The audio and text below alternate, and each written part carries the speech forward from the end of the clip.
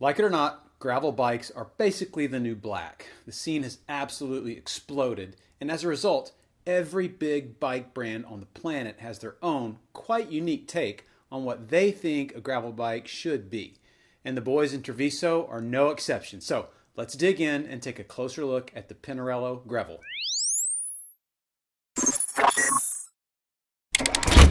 If this is your first visit to the channel, welcome.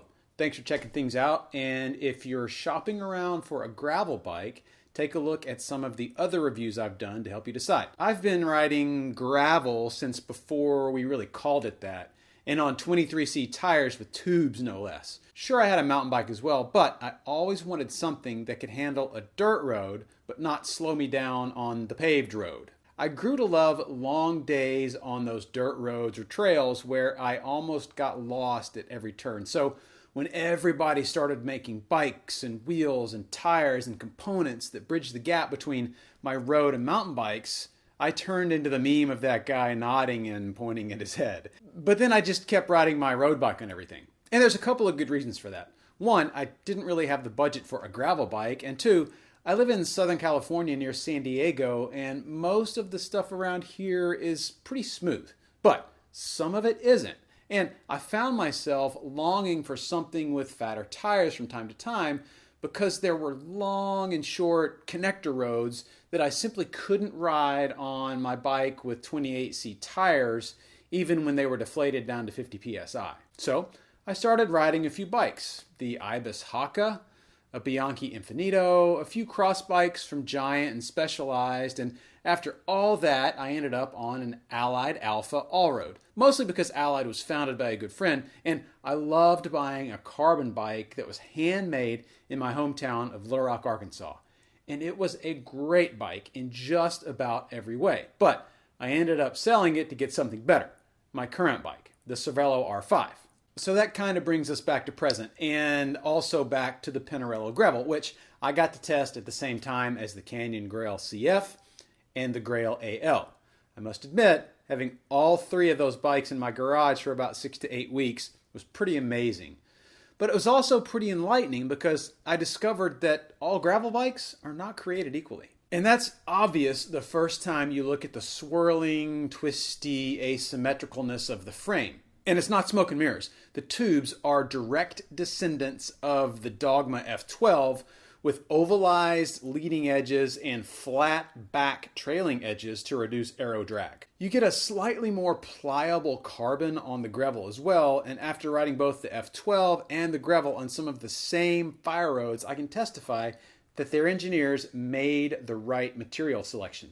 The Grevil frame takes the edge off, for sure, and the flattened chain stays and seat stays help out as well. And when you couple all that with a more compact frame and a longer seat post, you get another degree or two of like non-suspended compliance. You also get a ton of cable routing options for a super clean build, and the frame can accommodate both 700C and 650B wheels. And that right there is the turning point of this review, because the Grevil is two different bikes when you flip the wheels from 29 to 27.5.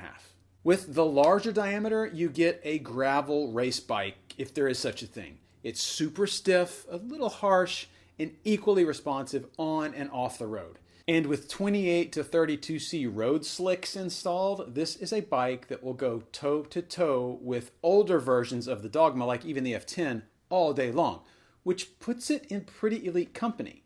Yeah, the handling isn't as snappy as a pure road bike, but when I pointed this thing uphill, on road or off, it felt almost just like the Dogmas I've owned and loved. But that created some cognitive dissonance because I'm not really sure I'd want to ride the Grevil in that configuration off-road for more than a few hours. Compared to the Grail, it really only felt good at higher like race day speeds, where the Canyon felt good no matter how slow or fast I was going. And it kind of bummed me out, but it didn't surprise me because this is a characteristic of every Pinarello I've ever ridden. The faster you go, the better the bike feels because, well, it was designed to go fast. But then I put on the 650s with some fairly wide tires. And what I got was all of that stuff I just mentioned at any speed. The handling was still quick, but not as sharp, and the compliance improved big time. And yeah, all that was in the fatter tires. I know that. But I was also closer to the ground, and it had a lower center of gravity, which allowed me to really rip through corners and even hit some well-groomed single track when the mood struck. It wasn't as fast on the road with the 650s, but the bike is so fun with the smaller wheels that I didn't really want to ride it on the road. I actually kept my mountain bike pedals on the Grevil most of the time because the bike always tempted me to go a little too far down a road or a trail that I likely wouldn't want to try to navigate on a 700C bike. So, with two wheel sets, the Grevil is really three very different bikes in one.